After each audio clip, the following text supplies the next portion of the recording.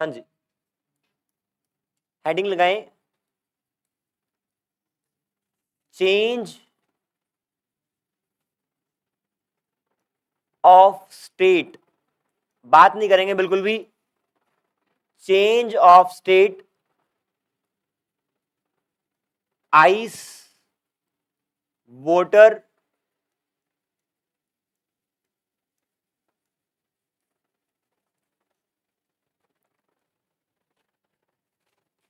Ice से voter बनता है, फिर वोटर से आपकी स्टीम बनती है, ये स्टेट चेंज बोलते हैं इसको, इसी के बारे में आज पढ़ना है एक बार।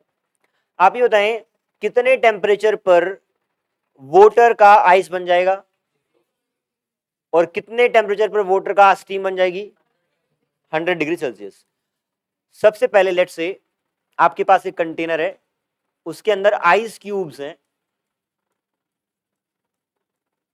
और इसको इसका टेम्परेचर मान लो -10 डिग्री -20 डिग्री सेल्सियस है, ठीक है। इसमें मैंने कुछ हीट ऐड की,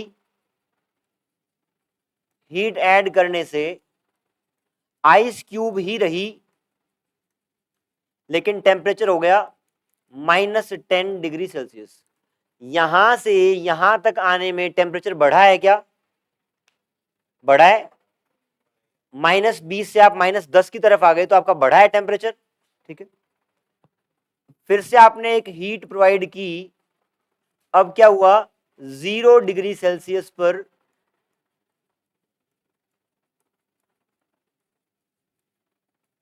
टेम्परेचर 0 डिग्री सेल्सियस हो गया, यहां पे भी सारी आइस ही रही, ठीक है।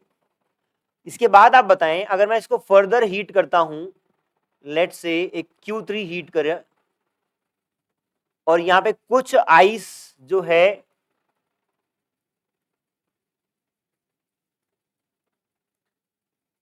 इसको उल्टा बनाना ठीक रहेगा, क्योंकि हाँ आइस क्यूब्स ऊपर तैरेंगे, पानी नीचे रहेगा।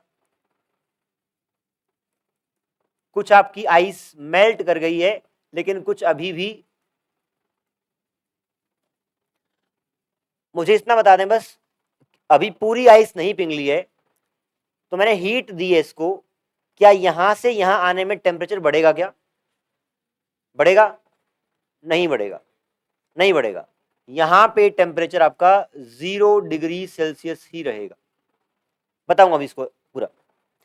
फर्दर आपने हीट किया, एक बात तो पक्की है, हीट करने पे आपकी आइस मेल्ट होगी, लेट से यहां पे और मेल्ट हो गई और पूरा का पूरा अब वोटर बन गया, टेम्परेचर 0 डिग्री सेल्सियस ही रहा और पूरे का पूरा आपका क्या बन गया? वोटर बन गया। यहां पे ये आपकी आइस थी, ये आइस थी, यहां भी आइस थी, यहां क्या है? आइस प्लस वोटर, और यहां पे प्योर वोटर हो गया एट 0 डिग्री सेल्सियस। आप देखें यहां से यहां तक टेम्परेचर नहीं बढ़ा है। इसके बाद अगर मैं फर्दर हीट करूंगा, लेट से Q5 हीट किया इसको, अब आपके वोटर का टेम्परेचर बढ़ जाएगा, let say T equal to 70 degree Celsius हो गया और ये वोटर ही है अभी भी। ये मैं सिर्फ नंबर्स आपको एक एग्जांपल के लिए ले रहा हूं। अगर इसके बाद फिर से आप हीट इसके अंदर ऐड करेंगे Q6 लेट से,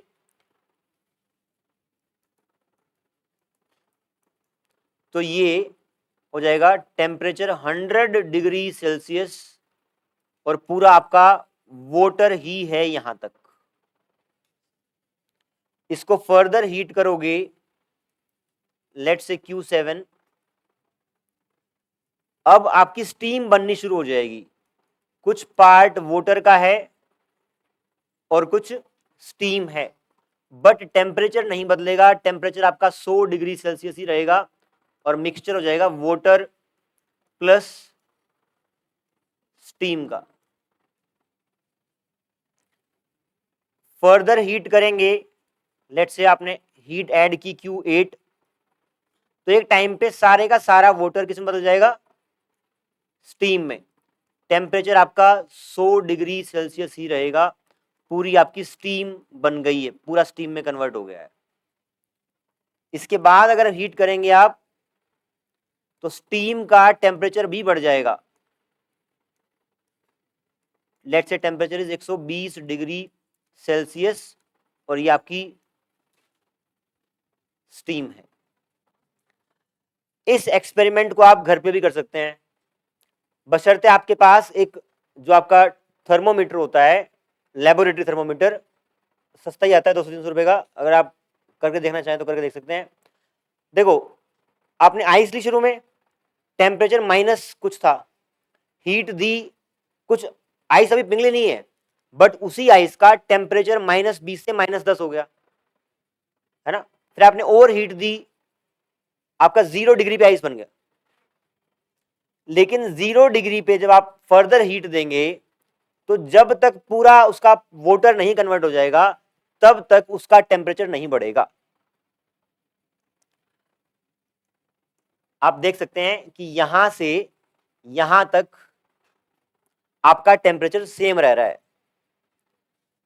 तो जब तक पूरी आइस पूरे वाटर में कन्वर्ट नहीं होगी तब तक टेम्परेचर नहीं बढ़ेगा, जब तक मिक्सचर रहेगा। अब पूरा वाटर बन चुका है, इसके बाद अगर हीट करोगे तो टेम्परेचर बढ़ेगा, बढ़ गया और बढ़ गया। अब 100 डिग्री सेल्सियस पर वाटर आ गया है। 100 डिग्री सेल्सियस पर वाटर आने के बाद अगर आप हीट दोगे टेम्परेचर नहीं बढ़ेगा, इस लिक्विड का कुछ पोर्शन स्टीम में कन्वर्ट हो जाएगा। उसके बाद आपका पूरा वाटर स्टीम में कन्वर्ट हो गया। इसके बाद स्टीम, जब पूरी स्टीम बन गई है तब आपका टेम्परेचर फिर से बढ़ना शुरू हो जाएगा। तो जैसे यहां पे आपका इन 3 पॉइंट्स पे सेम था, यहां पे टेम्परेचर सेम है। जब भी दो स्टेट मिक्स हैं वहां पे हीट देने पे टेम्परेचर नहीं बढ़ेगा बल्कि आपका स्टेट चेंज होगा। ठीक है, इस डायग्राम को फटाफट नोट करें पहले एक बार।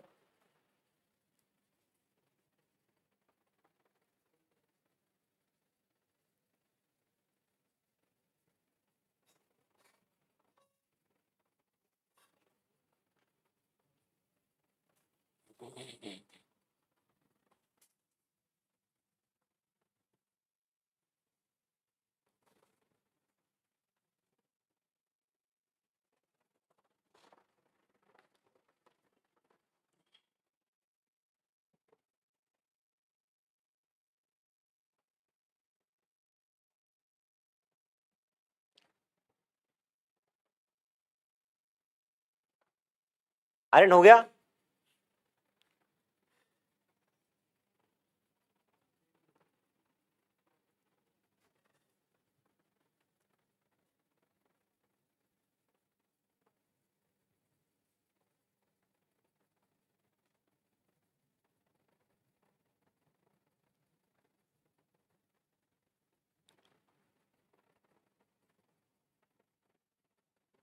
आदित्य डन।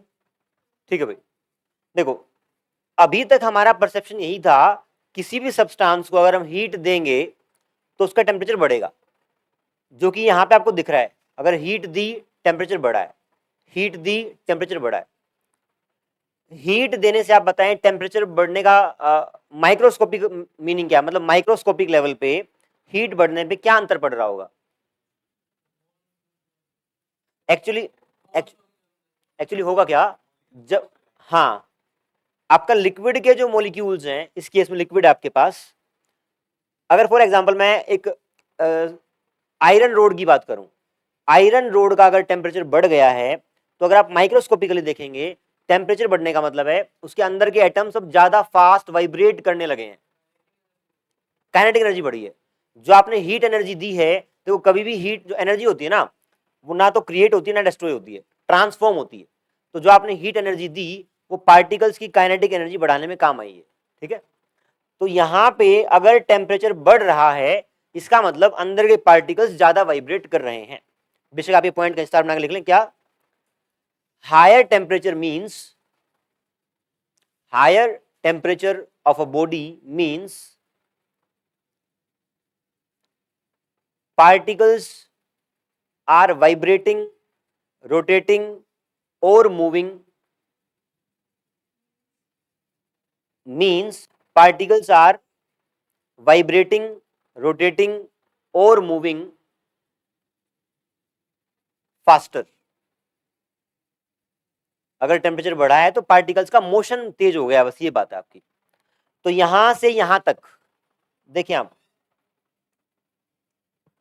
यहां से यहां तक जो आपने हीट दी है वो पार्टिकल्स के मोशन को तेज करने में काम आई है। बट इन स्टेप्स में आपके हीट के कारण टेम्परेचर नहीं बढ़ रहा। तो आपने हीट दी तो वो कहां गई? फिर हीट दी हमने तो टेम्परेचर नहीं बढ़ा, तो हीट गई कहां फिर? एक्चुअली होगा क्या, सॉलिड से लिक्विड बना है, आपको पता है सॉलिड में बॉन्ड स्ट्रॉन्ग होते हैं और लिक्विड में वीक होते हैं बॉन्ड्स ब्रेक करने में। यहां पे जो एनर्जी खर्च होगी वो आपके सॉलिड के बॉन्ड्स ब्रेक करने में खर्च होगी, आपके सॉलिड के स्ट्रॉन्ग बॉन्ड्स टूटेंगे और लिक्विड बनेगा। इसलिए आपको वो टेम्परेचर राइज में वो नहीं दिखता है। ठीक है, तो आप यहां से यहां तक नीचे लिख लें। एक बात और, यहां से यहां तक जो प्रोसेस है उसको आप बोलते हैं मेल्टिंग। मेल्टिंग का मतलब है conversion of solid into liquid. ठीक है, और ये एक फिक्स टेम्परेचर पर होती है।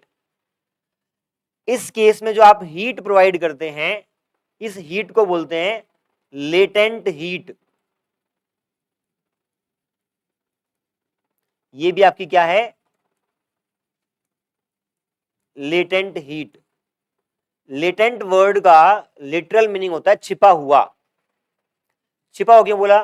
क्योंकि यहां पे ये हीट टेम्परेचर के फॉर्म में दिख नहीं रही है, तो छिपी हुई हीट है एक तरीके से। तो लेटेंट हीट है, यहां पे हीट देंगे तो बोन्स ब्रेक होके सॉलिड से लिक्विड बनेगा, इसलिए आपका टेम्परेचर बढ़ता हुआ दिखाई नहीं दे रहा है। ठीक है, जब पूरा लिक्विड बन गया है, अब आप हीट दोगे तो उससे टेम्परेचर बढ़ रहा है, तो इसका मतलब लिक्विड के पार्टिकल्स ज्यादा फास्ट मोशन में रहेंगे, यहाँ पे और फास्ट हो जाएंगे। यहाँ पे अब देखें 100 डिग्री सेल्सियस पर यहां से यहां तक का जो, यहां से यहां तक का जो पार्ट है इसको बोलते हैं बॉइलिंग।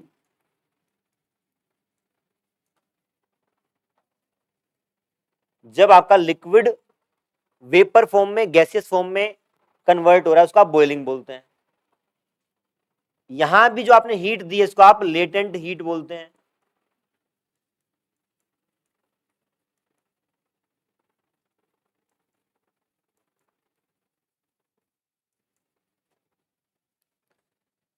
जब तक पूरा वाटर स्टीम में कन्वर्ट नहीं होगा टेम्परेचर नहीं बढ़ेगा, 100 डिग्री सेल्सियस ही रहेगा। उसके बाद भी अगर आपने हीट प्रोवाइड की तो आपकी स्टीम का टेम्परेचर बढ़ेगा। ठीक है, अब इस प्रोसेस में इन्वॉल्व जैसे मेल्टिंग पॉइंट कॉन्सेप्ट आया है, लेटेंट हीट आया है, इन सबको हम डिफाइन करेंगे। ठीक है, लिखेंगे आप लोग।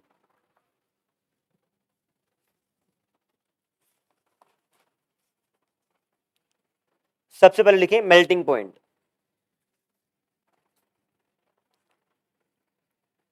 Conversion of solid into liquid, conversion of solid into liquid when whole, WHOLE whole, सारे की सारी, conversion of solid into liquid state when whole heat given is used in changing the state, in changing the state without any change in temperature, without any change in temperature, full stop. The temperature at which, the temperature at which this is happening is called melting point. The temperature at which this is happening is called melting point. Example के लिए आप लिख लो, melting point of ice is 0 degree Celsius. Melting point of ice is 0 degree Celsius. एक बार जो लिखवाया उसको पढ़ के देखें। क्या जो आप यहां पे समझा है वही है क्या? बिना टेम्परेचर के बढ़े आपकी जो हीट है वो स्टेट चेंज करने में काम आ रही है, तो उस टेम्परेचर को बोलते हैं मेल्टिंग पॉइंट। ठीक है, अब लिखें boiling point. Conversion of liquid into vapour, conversion of liquid into vapor when whole heat given, conversion of liquid into vapor when whole heat given, when whole heat given is used in changing, is used in changing the state, used in changing the state without any change in temperature, without any change in temperature, full stop.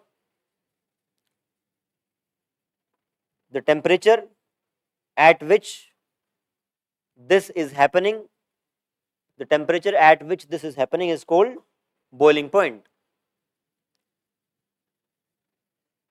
Example, boiling point of water is 100 degree Celsius.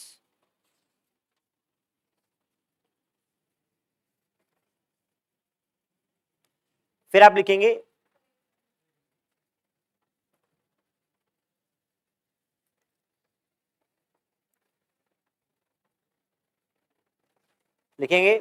Latent heat of fusion, latent heat of fusion या bracket में melting, latent heat of fusion bracket में melting. Quantity of heat required या amount of heat required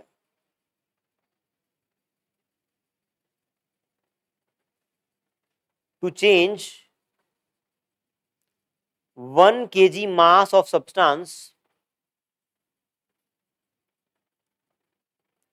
quantity of heat required to change 1 kg mass of substance from solid to liquid, from solid to liquid at its melting point, at its melting point is called latent heat of fusion. Fusion और melting same word है ना, fusion और melting same word है।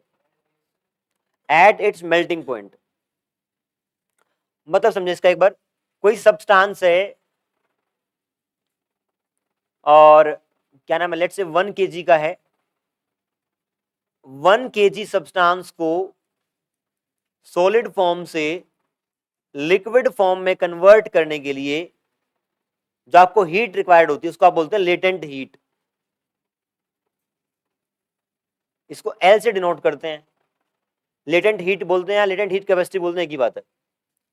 अगर 1 kg को solid से liquid convert करने में आपको एल हीट की रिक्वायरमेंट हुई, तो आप बताएं अगर मैं m kg ले लूं, m kg को सॉलिड से लिक्विड कन्वर्ट करने में कितनी हीट लगेगी, ml। तो आप एक फॉर्मूला और लिखेंगे, delta Q heat required m into l. Delta Q के लिए आप लिखें अमाउंट ऑफ हीट रिक्वायर्ड,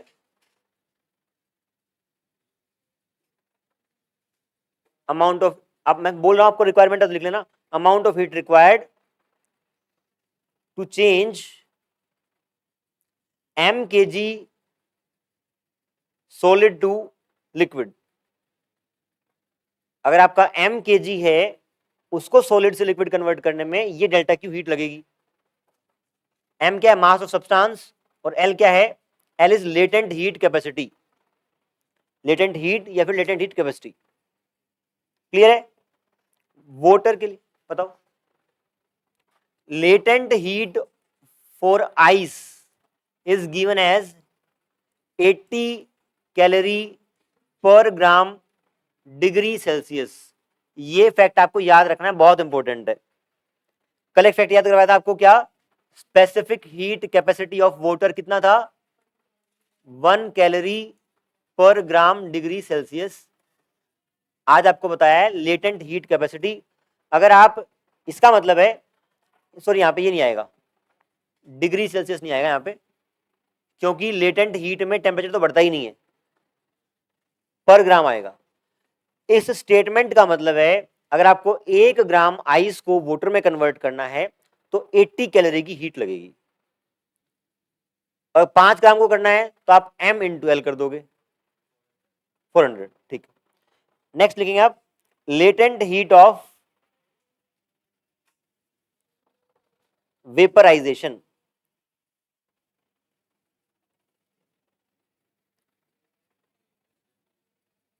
हाँ जी, ये कल लिखवाया था specific heat capacity of water, कल लिखवाया था। हाँ जी, latent heat of vaporisation, amount of heat required, amount of heat required to change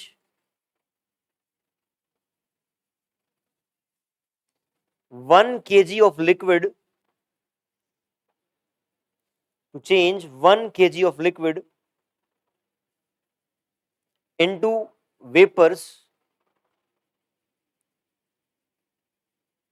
at its boiling point, at its boiling point, boiling point के ऊपर जब आप लिक्विड से उसको वेपर में या गैस में कन्वर्ट कर रहे हो तो एक यूनिट मास के लिए लगने वाली जो हीट है वो आपकी क्या रहेगी, latent heat capacity of vaporisation या latent heat of vaporisation. Formula same बनेगा, वहां भी लेटेंट हीट है, यहां भी लेटेंट हीट थी, सेम फॉर्मूला आपका बनेगा। और latent heat for water is given as 540 calorie per ग्राम।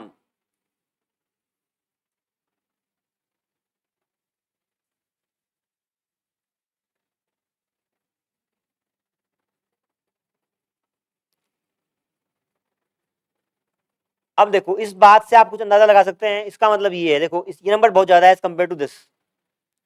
तो जब आप आइस से वाटर में कन्वर्ट करते हैं तो बोन्स ब्रेक करने में कम जोर पड़ता है, लेकिन जब आप लिक्विड से उसको वेपर फॉर्म में कन्वर्ट करते हो जब ज्यादा हीट लगती है, ज्यादा आपका एनर्जी खर्च होती है, क्योंकि जब सॉलिड से लिक्विड में कन्वर्ट किया तो आपकी, ऐसा मान लो कि बोन्स जस्ट लूज हुए हैं, और जब गैस में कन्वर्ट हो गया तो कंप्लीटली आपको ब्रेक डाउन करना है उसको, तो वहां पे ज्यादा एनर्जी की रिक्वायरमेंट रहेगी, इसलिए latent heat capacity of water is more as compare to latent heat capacity of ice. तो तीनों फैक्ट आपको याद होने चाहिए, ठीक है। अब एक बात और बताएं, क्या मैं इसको 1 kilo calorie KG degree Celsius भी लिख सकता हूं, मतलब SW specific heat capacity of water, ये तो मैंने बता दी, क्या इसको मैं ये भी लिख सकता हूं क्या, चेक करें एक बार, क्योंकि ऊपर भी आपने किलो मल्टीप्लाई किया है, नीचे भी किलो मल्टीप्लाई किया है, तो 1000 से ऊपर मल्टीप्लाई हुआ, 1000 नीचे मल्टीप्लाई हो गया, तो आपका कोई अंतर नहीं पड़ेगा, ऐसे भी ठीक है। सेम यहां भी कर सकते हैं, ये आपका ऐसे भी आ सकता है 80 किलो कैलोरी पर केजी, ठीक है, और ये भी आपका 540 किलो कैलोरी पर KG, latent heat capacity of water, and ये हमने कर लिया, ठीक। अब मुझे एक बात बताओ, क्या अगर मैं यहां पे ग्लास ऑफ वाटर रख दूं तो लिक्विड का वेपर में कन्वर्ट होने का प्रोसेस क्या हर टेम्परेचर पर होता रहता है या 100 डिग्री पर ही होता है, पक्का? अगर आप गर्मियों में छत के ऊपर पानी की बाल्टी रख दें तो 2, 4, 5, 10 दिन बाद आप देखेंगे उसका लेवल घट जाएगा। क्या बाल्टी का टेम्परेचर 100 डिग्री सेल्सियस था? नहीं था। तो इसका मतलब ये हुआ आपका लिक्विड का वेपर में कन्वर्जन हर टेम्परेचर पर होता है, इस प्रोसेस को आप बोलते हैं इवेपोरेशन। लेकिन बॉइलिंग में और इवेपोरेशन में क्या अंतर है? बॉइलिंग में भी आपका लिक्विड से गैस बना था और इवेपोरेशन में भी लिक्विड से गैस बना है, बट लिक्विड से गैस बनने में, इवेपोरेशन के केस में, वो किसी भी टेम्परेचर पर हो सकता है, लेकिन बॉइलिंग में आपका बॉइलिंग पॉइंट एक पर्टिकुलर टेम्परेचर पर ही जब कन्वर्जन रहेगा उसको आप बॉइलिंग बोलेंगे। Are you getting? है ना? तो अब लिखें आप evaporation. Evaporation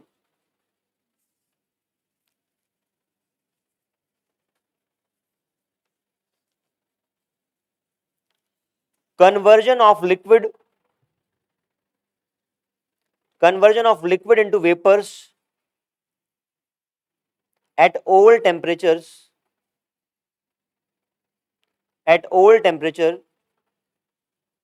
is called evaporation.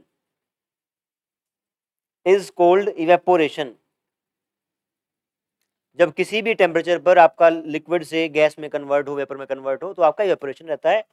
एक पॉइंट और लिख लें, conversion of liquid into vapours at all temperatures is called evaporation. और फिर आप नोट करेंगे इसी में, it is a surface phenomenon. It is a surface phenomenon. क्या आपका इवेपोरेशन सरफेस फिनोमेनन होता है क्या? क्या मतलब इस बात का?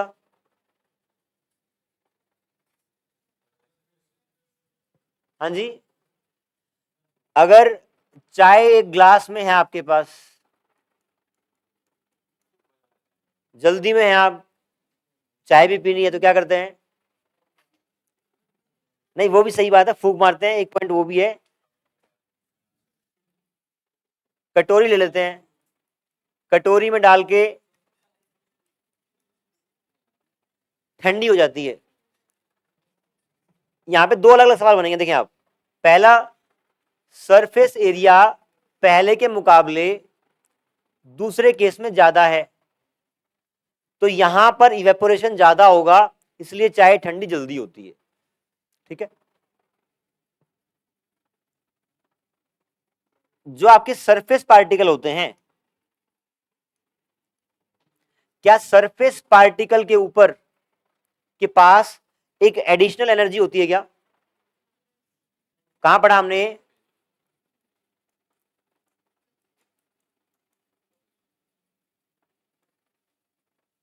स्पेलिंग ठीक लिखिए क्या? एडिशनल एनर्जी होती है। आप में से अगर किसी का सिलेक्शन होना है क्लास में से, तो किसका होगा? जिसके पास एडिशनल एनर्जी होगी। एडिशनल एनर्जी का मतलब है उसने ज्यादा 2 साल बहुत हार्ड वर्क भी किया होगा, है ना भाई सब? हाँ, और उसने कॉन्सेप्ट रिवाइज भी किया, कॉन्सेप्ट टिप्स पे किया, उसके पास एडिशनल एनर्जी है। तो सिमिलरली, जिस पार्टिकल के पास एडिशनल एनर्जी होती है वो पहले एस्केप करेगा। ठीक है? इसलिए जितने ज्यादा पार्टिकल सरफेस पे होंगे उतना ज्यादा इवेपोरेशन होगा। ठीक है? ये पॉइंट आप साथ में लिख सकते हैं क्या? Particles on surface have additional energy, मतलब बुलेट पॉइंट बना के उसके बाद इवेपोरेशन लिख लिया ना, उसके नीचे एक बुलेट पॉइंट बना लें, उसमें लिखें particles on surface have additional energy, therefore liquid evaporate more if surface area is large. Liquid evaporate more if surface area is large. ठीक है? ये बात तो समझ में आई कि ग्लास में सरफेस एरिया कम था और कटोरी में ज्यादा था, इसलिए यहां पे ज्यादा इवेपोरेशन हुआ। बट अगला सवाल है, वाई इवेपोरेशन, लिख लें आप ये, वाई इवेपोरेशन कोज कूलिंग। इवेपोरेशन से आपकी ठंडा क्यों होता है वो सब्सटेंस? बताएं। आज से ट्राई करेंगे कैसे एक्सचेंज हुई।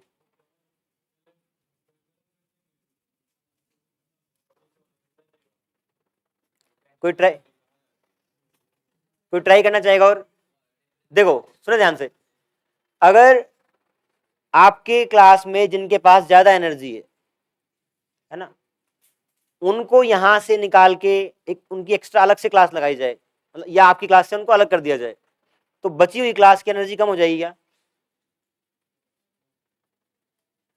इंटेलिजेंस मतलब अगर मान लो एक टर्म डिफाइन करें कि intelligence quotient of the class, अगर 4 बच्चों को इस क्लास में से मैं अलग निकाल दूं तो क्या intelligence level, average intelligence level of class will decrease, है ना, डिक्रीज करेगा ना।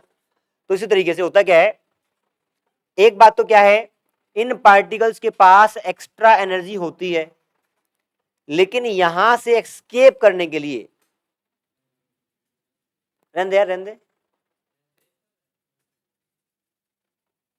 यहां से एस्केप करने के लिए इसको और एक्स्ट्रा एनर्जी चाहिएगी। सुनेंगे ध्यान से, अरे पहले पंखे में ध्यान रखना है तुम लोग, यहां चाय ठंडी हो जाएगी।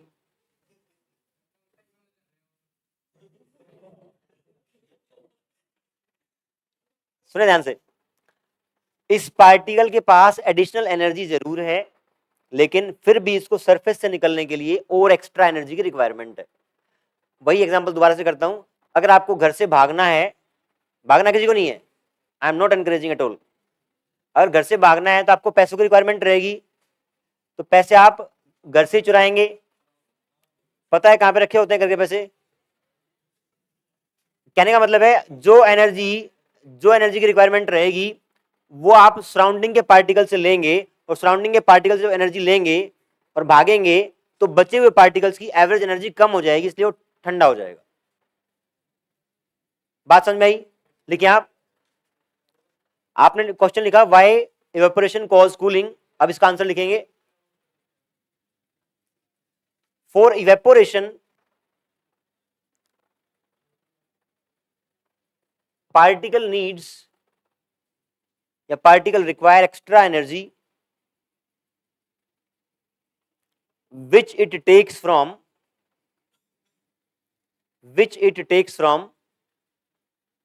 surrounding particles, and as a result energy and temperature of remaining particle decreases. Energy and temperature of remaining particles decreases, full stop. In this way cooling takes place.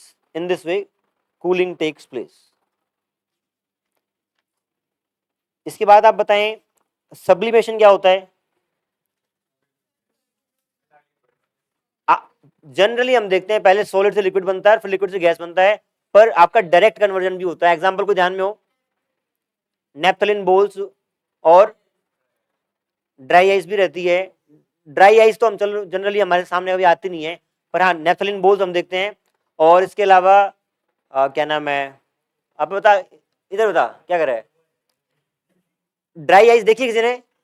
कहाँ पे? शादियों में वो जब आते हैं ना दूल्हा दुल्हन, वो गुब्बारा सा बनता है उसका, वो ड्राई आइस ही होती है। तो जिसमें आपका सॉलिड से डायरेक्ट वेपर में कन्वर्जन हो उसको आप बोलते हैं सब्लिमेशन। लिखेंगे आप, हेडिंग लाएंगे सब्लिमेशन।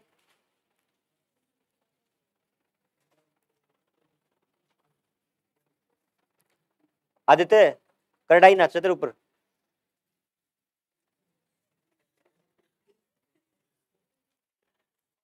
लिखें डायरेक्ट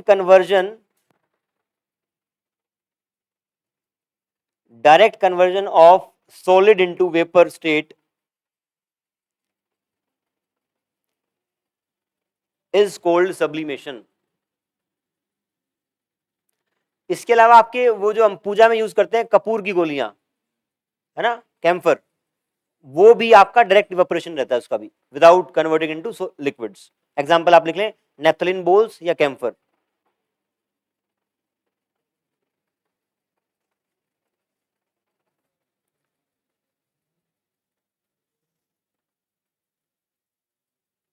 नेक्स्ट है कंडेंसेशन। इवेपोरेशन का उल्टा होता है ना? सब्लिमेशन का सॉलिड इनटू गैस लिखवाएं आप, है ना? Sublimation solid into gas. Condensation लिखें, conversion of vapours into liquid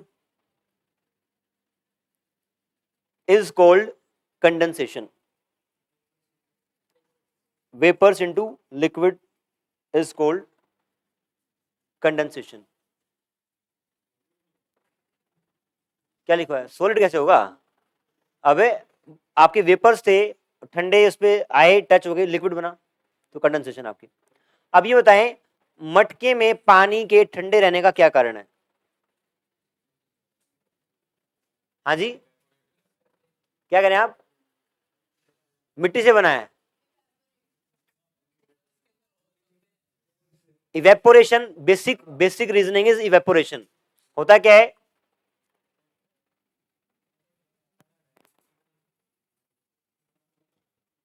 इसके अंदर बहुत ही छोटे छोटे ऐसे पोर्स होते हैं, और आपको पता है लिक्विड का लगातार इवेपोरेशन होता रहता है। इवेपोरेशन हुआ और इसके थ्रू वो बाहर निकल जाता है, और आपको पता है जब भी इवेपोरेशन होगा तो आपकी कूलिंग होएगी, रिमेनिंग पार्टिकल्स की, तो पानी ठंडा हो जाएगा। तो ऐसा क्यों नहीं होता कि बाहर से पार्टिकल्स, इसमें एक ही तरफ का मोशन है, कहने का मतलब ये लिक्विड बाहर वेपर बन सकता है, अगर वहां कंडेंसेशन हो गया तो आपका उल्टा हो जाएगा। पोर्स का जो डिजाइन है वो इस तरीके से होता है कि सिर्फ अंदर का इवेपोरेशन, पानी बाहर तरफ जाता है, तो वो इसके अंदर से हीट लेके जाता है जब भागता है पार्टिकल, और बचा हुआ पानी ठंडा हो जाता है। तो आप लिख लें, नहीं लिखवाना, मतलब अर्थ, आपके मटके में पानी ठंडे होने का कारण है इवेपोरेशन। इतना ही करते हैं आज।